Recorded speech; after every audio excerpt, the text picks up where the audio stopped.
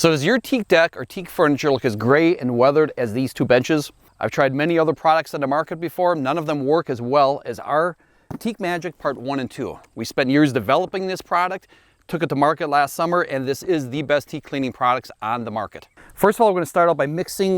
We have our Teak Magic Part 1, we have our Part 2. This is the cleaner, the Part 1.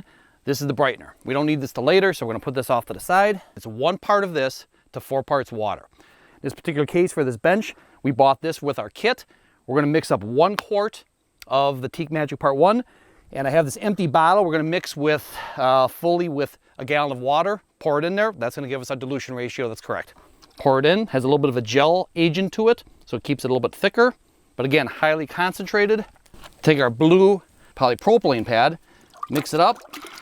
For this product, whether it's a bench, whether it's a deck, we recommend getting it wet, rinsing it down, and start applying Teak Magic 1. Now what you want to do is, you just want to get it on, dab it on. Get a good covering of what you're doing here.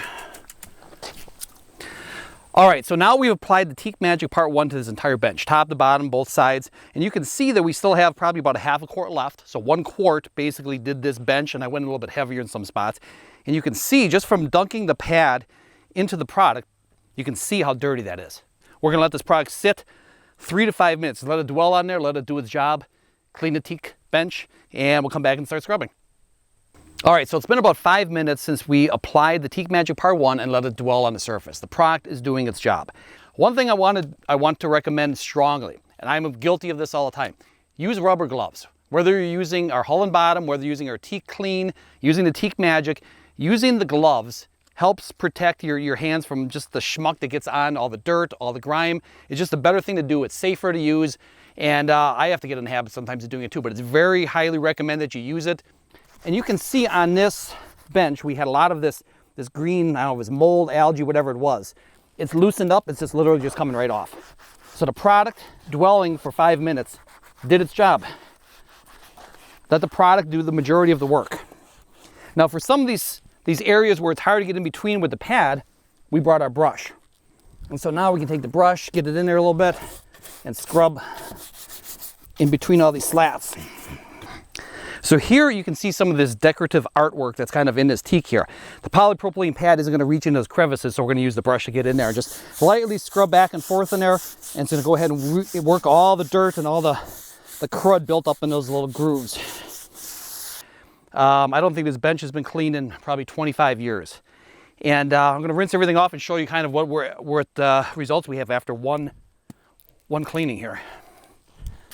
Clumps of algae that were on here and mold, they pretty much all came right off. The chemical did its job and pretty much dissolved all that, and it scrubbed right off. You can see how dirty the water is that's coming off. I mean, that's all dirt from this bench. You need to make sure you rinse very thoroughly. That's one of the most important parts. And we're ready to show you how to use Teak Magic Part 2. Same mixture as our Teak Magic 1.